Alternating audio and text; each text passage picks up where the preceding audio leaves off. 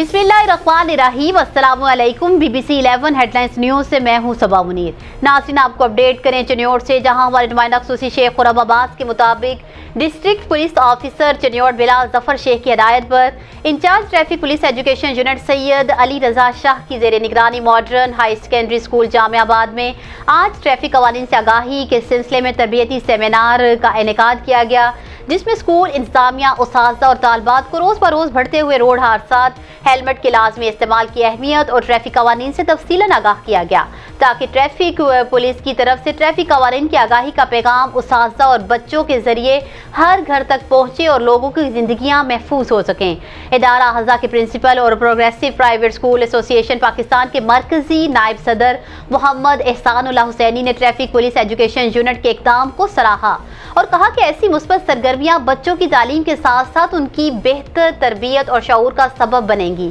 اور وہ ملک پاکستان کے اچھے شہری بنیں گے۔